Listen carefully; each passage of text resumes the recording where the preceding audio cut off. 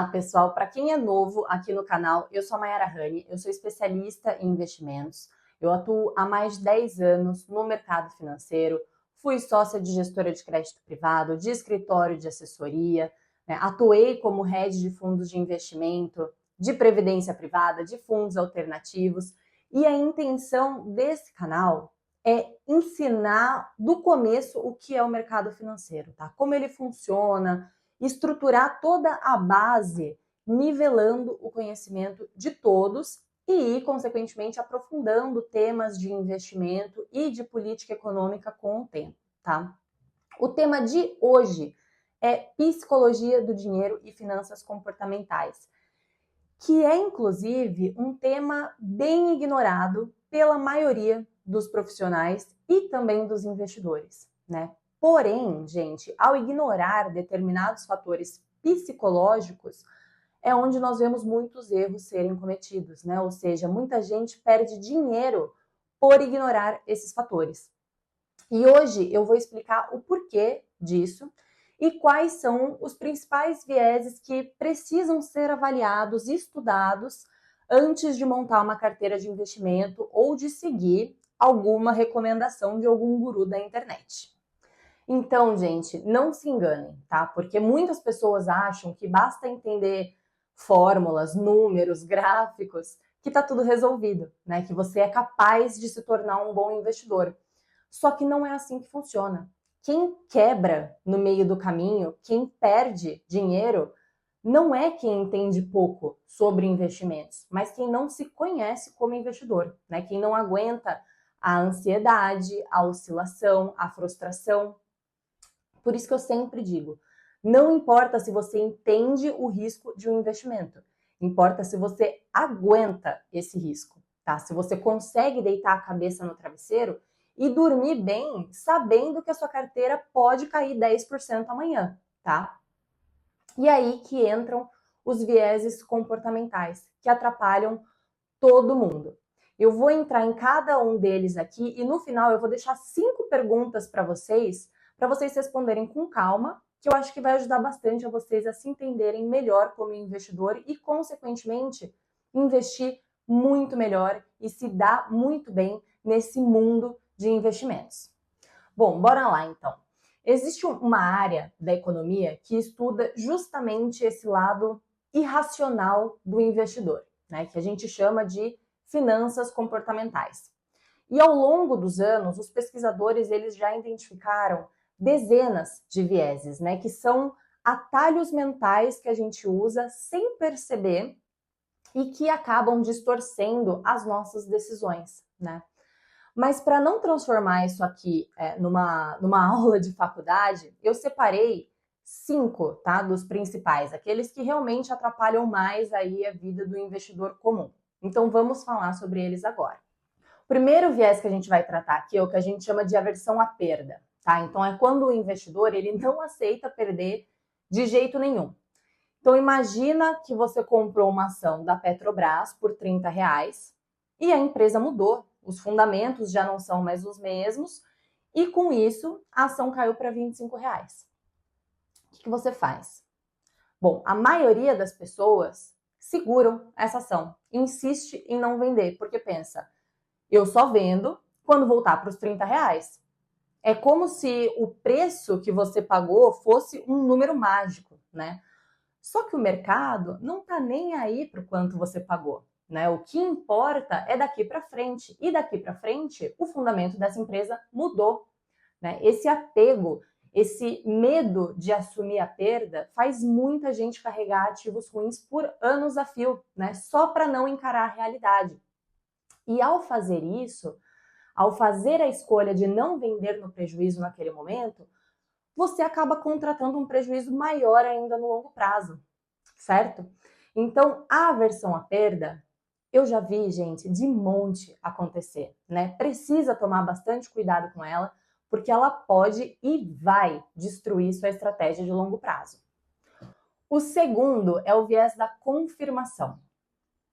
Esse viés, ele acontece quando a gente só enxerga aquilo que reforça a nossa própria opinião e ignora todo o resto. Então, imagina que você comprou agora uma ação do Itaú, porque você acredita que o setor bancário sempre vai ser sólido aqui no Brasil, né? A partir daí, você só começa a ler e a compartilhar as boas notícias sobre o banco. Então, o lucro recorde, os dividendos acima da média, uma expansão digital do banco. Mas quando sai alguma matéria aí falando de aumento da concorrência com os bancos digitais ou de regulações mais pesadas, você simplesmente ignora, né? Como se aquilo não existisse. A sua mente faz isso por você automaticamente, é irracional mesmo, né? Como se a gente criasse uma bolha de informações só para confirmar que a nossa decisão foi certa, mesmo quando o mercado está mostrando sinais de que não é bem assim que funciona, tá? Então, vocês conseguem entender o problema que isso pode gerar? É nesse ponto que muita gente deixa de enxergar riscos claros e continua posicionado em ativos que já não fazem mais sentido, só porque não quer contrariar a própria narrativa. O terceiro viés é o excesso de confiança. E esse aqui, ele é um clássico, tá? Então imagina que você comprou ações da Vale sem pensar muito, né? Passa um tempo, a ação dispara e você ganha dinheiro com isso. Isso acontece mais algumas vezes aí, tá? Na sua cabeça, não foi sorte, foi habilidade, né? E aí você começa a acreditar que você sempre vai acertar, assim. Como resultado disso, você começa a colocar cada vez mais dinheiro em poucas apostas, né? Você para de diversificar e você passa a agir como se você tivesse descoberto a fórmula mágica do mercado. E aí tá claro, né, pessoas? Basta um erro, uma notícia ruim ou uma mudança de cenário para todo aquele ganho evaporar. E tudo porque o investidor acreditou demais na própria intuição, esquecendo que o mercado não perdoa excesso de confiança. Um quarto viés importante também da gente conhecer é o que a gente chama de efeito manada. Esse aqui você com certeza já viu acontecer, tá?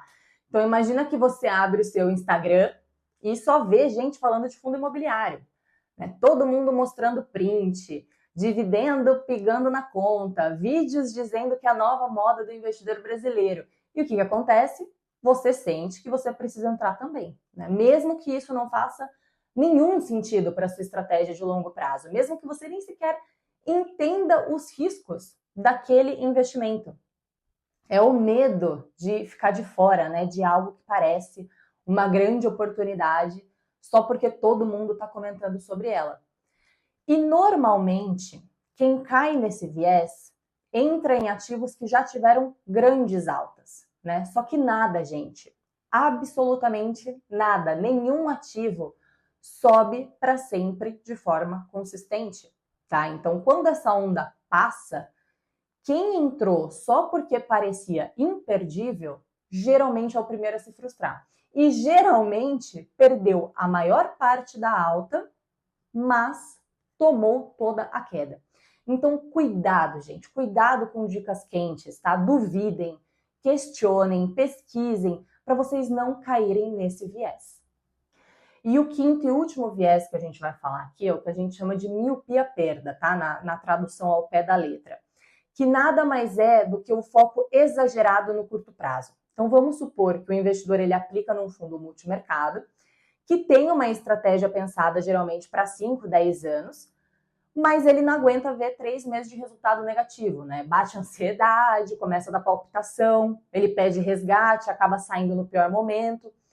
E o problema é que esses fundos eles são construídos justamente para atravessar diferentes ciclos de mercado, né? E se você entra esperando ganhar todos os meses, você vai se frustrar com toda a certeza do mundo, tá? O gestor ele pode passar um período negativo porque a estratégia dele exige paciência, né? Exige o longo prazo para entregar um retorno muito maior lá na frente.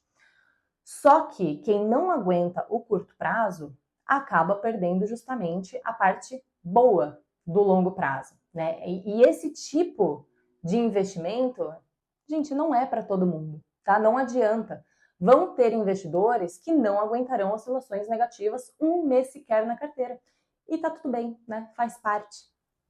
Uma coisa que a gente precisa ter em mente é que todo investidor ele se acha arrojado quando o mercado está subindo.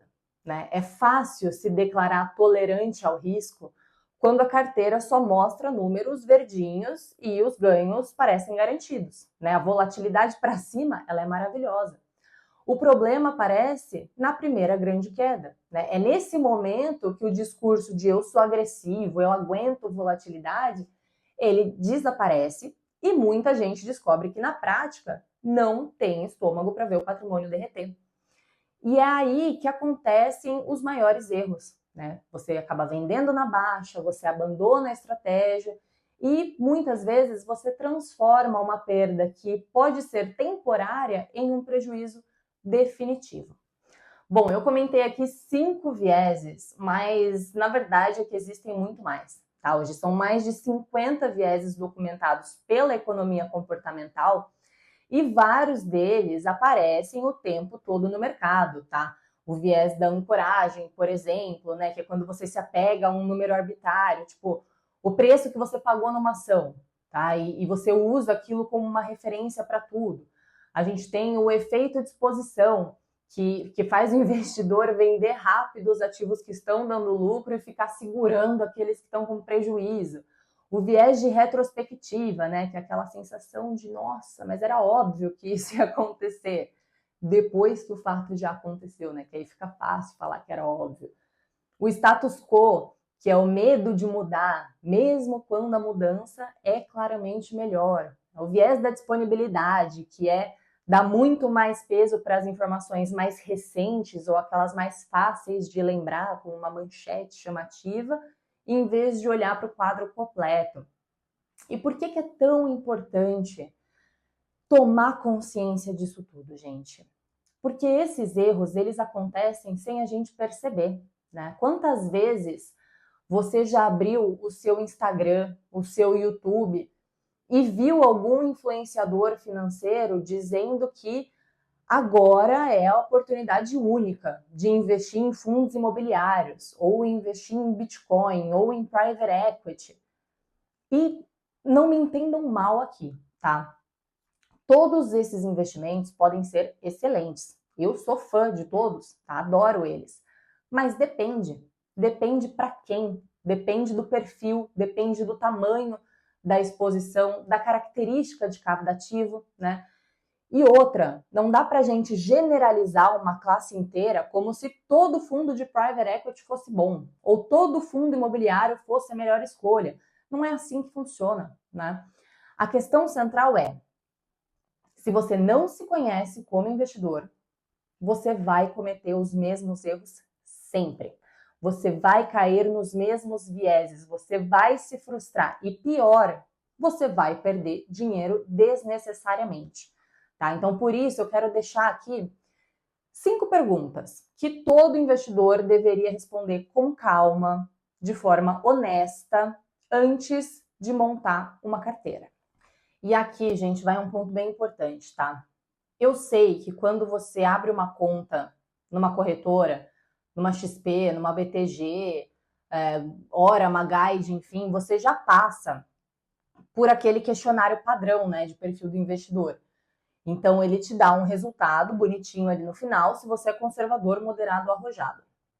Só que vamos ser muito sinceros aqui, tá? A maior parte das pessoas responde aquele questionário correndo, sem pensar muito no que cada pergunta realmente significa, e muitas vezes nem está bem explicado, né, o que aquelas respostas querem dizer na prática.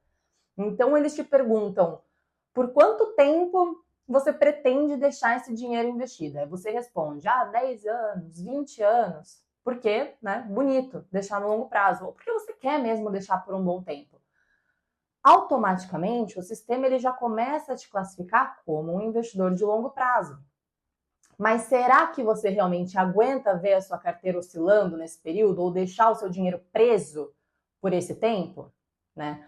Outro exemplo, eles perguntam se você já investiu em ações. Né? Se você marcar que sim, eles já começam a te empurrar para um perfil mais complexo, né? Mais arrojado. Só que você pode ter investido em ações e ter se frustrado, né? Profundamente, ter perdido dinheiro, ter trauma do mercado. Isso não significa que você é arrojado. É por isso que eu insisto, tá? Nesse momento, Peguem papel e caneta. Anota as perguntas que eu vou deixar também escrito aqui na descrição desse vídeo para facilitar, tá? Mas não responde de qualquer jeito, tá bom? Em algum momento, quando vocês estiverem sozinhos, pensa, imagina essa situação na prática, se projeta vivendo aquilo antes de marcar a resposta, porque só assim você vai entender de verdade quem você é como investidor. Aí quando alguém vier te recomendar, né, um produto, você já sabe, olha, isso aqui pode até ser bom, mas eu não vou aguentar, mas não é para mim, né? Para mim não faz sentido. Você se torna um investidor muito melhor quando você toma consciência do que funciona para você ou não, né? E você evita, inclusive, cair em ciladas disfarçadas de oportunidades, né? Se torna muito mais difícil alguém te passar a perna. Beleza? Então vamos para as perguntas agora, tá? A primeira pergunta: qual é a minha real tolerância ao risco? Isso não é o que você acha que você aguenta. É como de fato você reage na prática, né? Porque uma coisa é falar que aceita ver o patrimônio oscilar. Outra é olhar a carteira cair 20% e continuar dormindo bem. A segunda pergunta é: por quanto tempo eu estou disposto a deixar esse dinheiro investido sem mexer, tá? Então tem estratégia que só funciona se você der tempo ao tempo. Se você não tem paciência ou precisa daquele dinheiro logo ou pode precisar dele, não adianta entrar em produtos de longo prazo, por exemplo, tá? A terceira: como eu reajo quando vejo minha carteira cair? Eu travo, eu vendo, eu seguro?